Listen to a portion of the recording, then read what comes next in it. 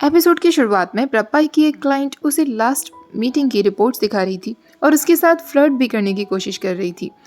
वो उससे कह रही थी, प्रपाई तुम्हें याद है लास्ट टाइम जब हम सब लोग मिलकर डिनर करने के लिए गए थे, वो रेस्टोरेंट तुम्हें काफ़ी अच्छा लगा था। तुम्हें वहाँ का एम्बियंस बहुत पसंद आया था। मैंने सुना है कि आज वो लोग वहाँ एक नई डिश बनाने वाले हैं। पर प्रपाई उससे कह देता है, हाँ मुझे बहुत अच्छे से याद है, मैं उस रेस्टोरेंट में किसी के साथ गया था और जिसे मैं ले गया था वो वहाँ से ज़्यादा इम्प्रेस नहीं हुआ था। उस लड़की का मुंह तुरंत बंद हो जाता है और वो प्रपाई से कहती है, शायद अब मुझे चलना चाहिए। प्रपाई बार बार अपने फ़ोन को देख रहा था तो उसकी मैनेजर उससे कहती है, आप फ़ोन को घूरने से अच्छा है कि उसे यूज़ ही कर लीजिए। प्रपाई उससे कहता है, नामतन तुमने कब से मुझे वर्क टाइम पर पर्सनल कॉल करने के लिए अग्री कर दिया है? उसकी मैनेजर कहती है, तब से ही जब से आपकी मदर ने मुझसे कहा है कि किसी ने आपको एकदम शांत कर दिया है, इसलिए मुझे उस इंसान से कोई प्रॉब्लम नहीं है। अगर आप उसे फ़ोन कॉल करके और भी ज़्यादा हार्ड वर्क करते हैं तो आप आराम से उसे कॉल कर सकते हैं। नामतन के जाने के बाद प्रपाई स्काई के फ़ोन नंबर को देखते हुए सोचने लगता है, सबको लगता है कि तुमने मुझे अपने कंट्रोल में कर लिया है। ऐसा सोचकर वो मुस्कुराने लगता है और स्काई को कॉल कर देता है। प्रपाई का फ़ोन उठाते ही स्काई कहता है, लगता है तुम्हारे पास कुछ ज़्यादा ही फालतू समय है, हमेशा मुझे कॉल करते रहते हो। तो प्रपाई कहता है, तुम्हारे लिए तो मैं हमेशा फ्री हूँ।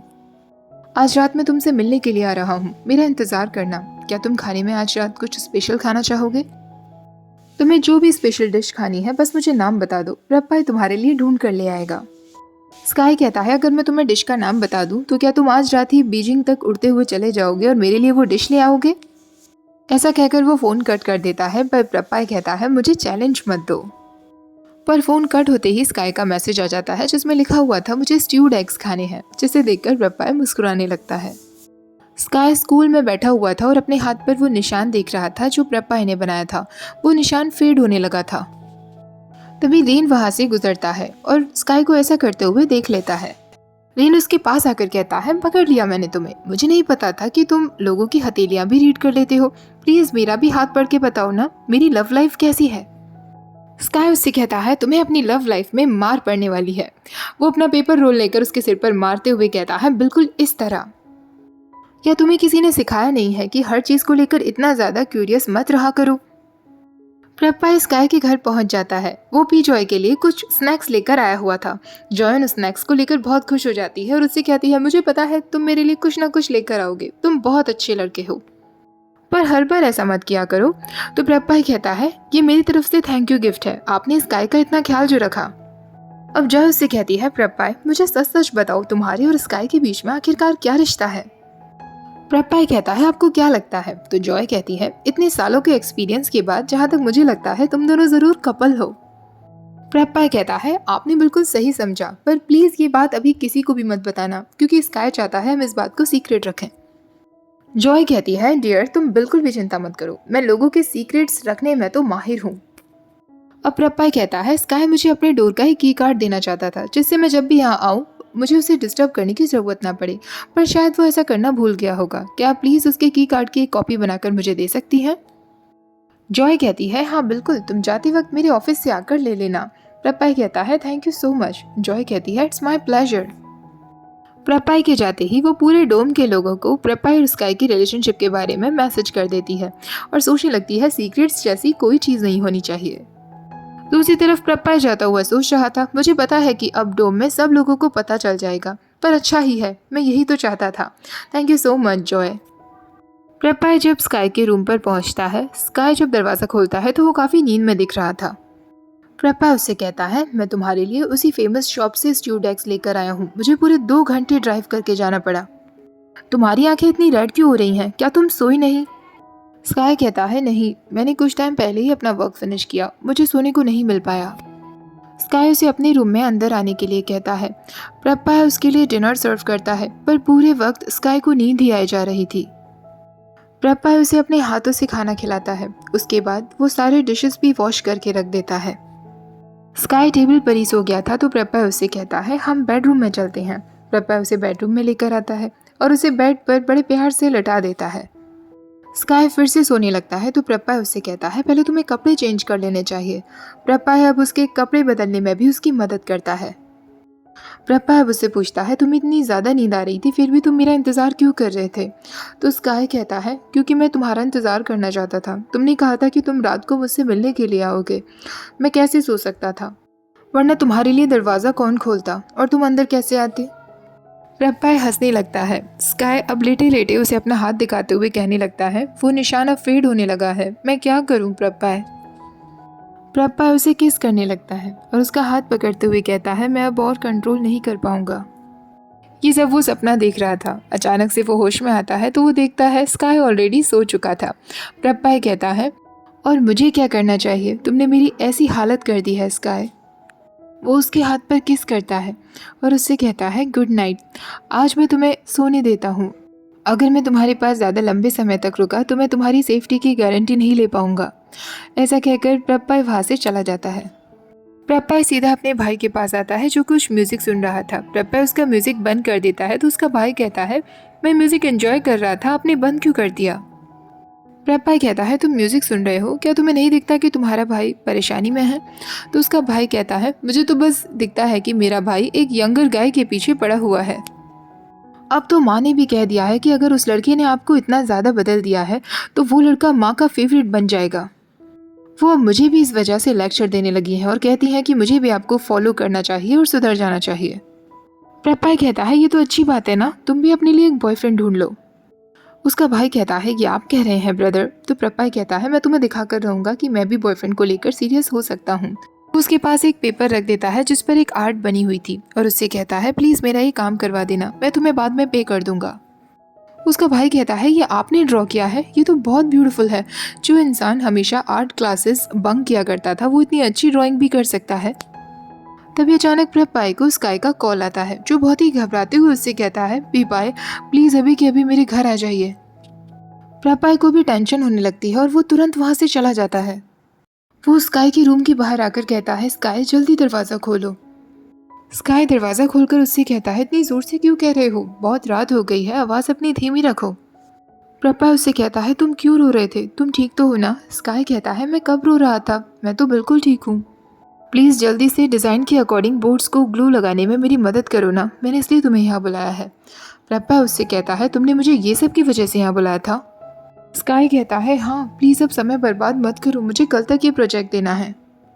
प्लीज़ मेरी मदद करो ना, मैं अकेले इसे कंप्लीट नहीं कर पाऊंगा। प्रभा उसे कहता है स्काई मुझे कोई प्रॉब्लम नहीं है कि तुमने इस समय मुझे यहाँ बुलाया, मैं कभी भी तुम्हारे पास आ जाऊँगा, पर कम से कम प्लीज़ मुझे फ़ोन पर एक्सप्लेन तो कर दिया करो कि तुम मुझे क्यों बुला रहे हो। फ़ोन पर तुम्हारी आवाज़ ऐसी लग रही थी, मुझे लगा कि तुम रो रहे हो, तुम मुसीबत में हो। तुम्हारी नज़रों में मैं एक साइको स्टॉकर होऊंगा, पर मुझे तुम्हारी परवाह होती है। प्लीज़ इस बात को समझो और आगे से ऐसा मत करना। स्काई उससे कहता है आई एम सॉरी।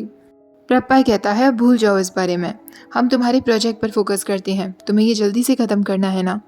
और वो उसके प्रोजेक्ट में लग जाता है, लेकिन स्काई को दिख जाता है कि प्रभा उससे नाराज़ है। वो तुरंत उसे किस कर लेता है और उससे कहता है प्लीज़ मुझसे अब और नाराज़ मत रहो ना, मुझे माफ़ भी कर दो।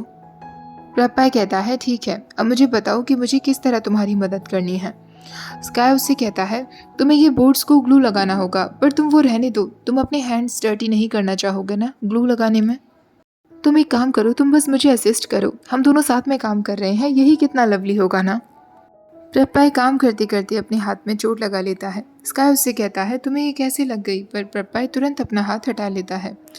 प्रभा अब जाकर सो भी जाता है। वो अभी भी स्काई से नाराज़ था। स्काई भी उसके पास जाकर लेट जाता है और उससे कहता है आई एम सॉरी, आगे से मैं ऐसा नहीं करूँगा, पर प्लीज़ मुझसे नाराज़ मत रहो। वो प्रभा के और भी नज़दीक जाकर सो जाता है।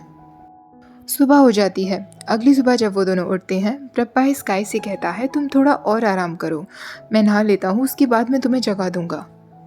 प्रभा को नाराज़ ना देखकर स्काई को बहुत अच्छा लगता है। अब प्रभा उसे स्कूल भी छोड़ने के लिए आता है और उसका प्रोजेक्ट देते हुए कहता है इसे रास्ते में गिरा मत देना, संभल के जाना।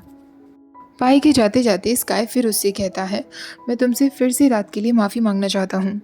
प्रभा कहता है ठीक है, पर मैं एक किस के साथ तुम्हें पनिश करूँगा। स्काई कहता है क्या तुम्हें ये सब फनी लग रहा है? प्रभा कहता है मेरा विश्वास करो, मैं अब तुमसे नाराज़ नहीं हूँ। हाँ कल रात को मैं तुमसे नाराज़ था क्योंकि मुझे तुम्हारी बहुत परवाह हो रही थी, पर अब मैं तुमसे नाराज़ नहीं हूँ। तुम कभी भी मुझसे नाराज़ नहीं होते जब मैं अपने आप से ही तुमसे मिलने के लिए चला आता हूँ, तो मुझे तो और खुश होना चाहिए ना कि तुमने मुझे याद किया जब तुम मुसीबत में थे। और सबसे ज़्यादा अच्छी बात यह है कि ये सब के बदले में जो इनाम मुझे मिला वो बहुत अच्छा था। स्काई कहता है, पूरी रात काम करके, वो भी एक किस के बदले में, इसमें क्या अच्छा है? प्रपाय कहता है, हर किसी के लिए डिफरेंट चीज़ों की डिफरेंट वैल्यू होती हैं। मेरे लिए उस किस की वैल्यू थी? तुम मेरे लिए बहुत कीमती हो स्काई। अब मुझे यहाँ से चलना चाहिए, इससे पहले कि मैं फिर से खुद को कंट्रोल ना कर पाऊँ। पर आगे से याद रखना, जब भी मुझे कॉल करो तो प्लीज़ सारी सिचुएशन को एक्सप्लेन कर देना। कल रात की तरह मुझे डरा मत देना। अब प्रपाय वहाँ से जाने लगता है, पर तभी स्काई उसकी तरफ बढ़ता है और एक बार फिर उसे किस कर लेता है। स्काई कहता है, मुझे पनिशमेंट मिल चुकी है ना, तुम घर सेफली जाना। स्काई वहाँ से जाने लगता है तो प्रपाय कहता है, क्या तुम फिर से ऐसा कर सकते हो? स्काई कहता है, चुपचाप जाओ यहाँ से। स्काई क्लास में बैठकर प्रपाय के बारे में ही सोच रहा होता है। रेन आकर उससे कहता है, थैंक गॉड लास्ट नाइट पीपायू ने मेरी मदद की, वरना मैं तो अपना प्रोजेक्ट टाइम पर कर ही नहीं पाता। पीपायू सच में बेस्ट बॉयफ्रेंड है, वो कितने हैंडसम भी हैं। पर स्काई उसकी बातों पर कोई ध्यान नहीं दे रहा था और प्रपाय के बारे में सोचकर मुस्कुराया ही जा रहा था। रेन उसकी तरफ देखकर कहता है, तुम्हें आज क्या हुआ है? जब भी मैं पीपायू की तारीफ करता हूँ तुम हमेशा एनॉयड फील करते हो और कहते हो कि मैं फालतू में शेखी बघार रहा हूँ, और आज तुम मुस्कुराए ही जा रहे हो।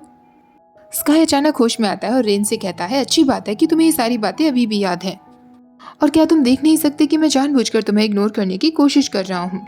रेन कहता है, पर क्यों, क्या तुम मेरी बात नहीं सुन सकते? स्काई कहता है, नहीं, और याद रखो तुम्हारे पीपायू इकलौते ऐसे इंसान नहीं जो हैंडसम और कूल हैं। रेन उससे कहता है, तो दूसरा ऐसा इंसान कौन है? तुम प्रपाई की बात कर रहे हो ना? जल्दी से मुझे बताओ। तो स्काई उससे कहता है, चुप रहो और अपने प्रोजेक्ट पर ध्यान दो।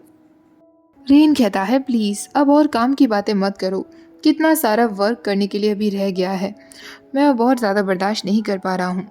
स्काई जब घर पहुँचता है तो प्रपाई ने उसके दरवाजे के बाहर ऑलरेडी डिनर का इंतज़ाम कर दिया था। साथ में एक नोट था जिस पर लिखा हुआ था, अच्छे से आराम करना और सो जाना। स्काई सोचने लगता है, रेन, पहले मुझे तुम्हारे बॉयफ्रेंड का दोस्त पसंद नहीं था, पर अब मेरे थॉट्स चेंज हो गए हैं क्योंकि मेरा दिल बदल गया है। दूसरी तरफ प्रपाय स्काई के लिए ऑर्डर देते वक्त अपनी मैनेजर से कहता है, आज मुझे उसके लिए क्या ऑर्डर करना चाहिए?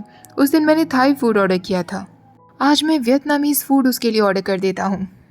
उसकी मैनेजर कहती है, अगर आप डिलीवरी ऐप्स को इतना ज़्यादा ही यूज़ कर रहे हैं तो आपको उनकी मेंबरशिप के लिए अप्लाई कर लेना चाहिए। प्रपाय कहता है, मैं ऑलरेडी कर चुका हूँ। इस हफ्ते मैं और स्काई दोनों ही बहुत बिजी हैं, इसलिए मैं अक्सर उसके लिए फ़ूड ऑर्डर कर देता हूँ क्योंकि मुझे पता है कि वो अपने खाने पर ध्यान नहीं देगा। उसकी मैनेजर कहती है, आपकी रियल इंटेंशन तो उस मैसेज को रिसीव करने में है जो फूड मिलने के बाद वो लड़का आपको करता है। प्रपाय उससे कहता है, तुम मुझे कितने अच्छे से जानती हो ना। वो स्काई को मैसेज कर देता है तो स्काई उससे कहता है, तुम मुझे पूरे दिन मैसेज करते रहते हो, क्या तुम्हारे पास फालतू पैसे हैं? प्रपाय उसे मैसेज करता है, इतने पैसे तो हैं कि ज़िंदगी भर तुम्हारा ख्याल रख सकूं। प्रपाय घर जाकर सोचने लगता है, स्काई सच में बहुत क्यूट है, और वो अपने फ़ोन से सारे वो नंबर्स डिलीट करने लगता है जो भी पास्ट में उसके पार्टनर्स रहे थे। तभी उसका भाई वहाँ आता है। प्रपाय को ऐसा करता हुआ देखकर वो कहने लगता है, क्या आप सच में मेरे वही प्रपाय ब्रदर हैं? आप कितना बदल गए हैं, अचानक से आप इतने फेथफुल गाय क्यों बन गए हो? प्रपाय उससे कहता है, क्या तुम मुझसे यही बकवास करने आए हो? अगर ऐसा है तो चले जाओ। प्रपाय का भाई कहता है, अच्छा तो फिर आपको ये नहीं चाहिए जो आपने मुझसे बनवाया था? प्रपाय तुरंत उसके हाथ से वो ले लेता है। प्रपाय ने एक ब्रोच बनवाया था, उसी विंड का जो स्काई ने उसके हाथ पर ड्रॉ की थी। दूसरी तरफ स्काई प्रपाय की ड्राइंग को देखकर कह रहा था, तुम बहुत फनी दिख रहे हो, बिल्कुल तुम्हारे उस ओनर की तरह जिसने तुम्हें ड्रॉ किया है। काश मैं भी एक पेपर की तरह होता जिसके अंदर कोई फीलिंग्स ना होती। प्रपाय, अब मैंने सोच लिया है कि मुझे क्या करना है। उस दिन प्रपाय उसके घर आता है और उससे कहता है, तो बताओ मुझे तुम्हारी किस तरह मदद करनी है? मैं कार्डबोर्ड्स को कट कर सकता हूँ या बोर्ड्स पर ग्लू लगा सकता हूँ, मैं कुछ भी करूँगा। स्काई कहता है, अगर तुम्हें मेरी मदद ही करनी है तो प्लीज़ अपना मुंह बंद रखो। प्रपाय कहता है, ठीक है मैं रखूँगा, पर तुम्हारे मुँह से तुम्हें मुझे किस करते हुए मेरा मुँह बंद कराना होगा। स्काई कहता है, तुमने कहा था कि तुम मेरी मदद करोगे और कुछ भी करने के लिए तैयार हो। प्रपाय कहता है, हाँ बिल्कुल, मैं कुछ भी कर सकता हूँ। स्काई कहता है, ठीक है फिर जाकर बाथरूम साफ करो। प्रपाय कहता है, व्हाट, तुम मुझसे बाथरूम साफ करवाना चाहते हो? स्काई कहता है, ठीक है अगर तुम नहीं करना चाहते तो कोई बात नहीं। प्रपाय कहता है, कोई बात नहीं, मैं कर देता हूँ, और वो बेचारा बाथरूम साफ करने में ही लग जाता है। स्काई उसे इस तरह देखकर कहता है, तुम बस मुझे ना कहकर अपने घर जा सकते थे। एक वन नाइट स्टैंड के लिए मैं इतना कुछ तो कभी नहीं करता। प्रपाई कहता है, तुम कुछ भी कह लो पर मैं नहीं जाने वाला। स्काई कहता है, ठीक है फिर इसे अच्छे से क्लीन करो, एक भी दाग नहीं होना चाहिए। स्काई अब उससे अपना पूरा रूम साफ करवाता है। प्रपाई को अचानक खांसी आने लगती है तो स्काई कहता है, अगर तुमसे नहीं हो रहा तो तुम अपने घर जा सकते हो। प्रपाई कहता है, इसमें कोई बड़ी बात नहीं है और मैं कर लूँगा। और वो उसकी बुक शेल्फ्स में बुक लगाने लगता है।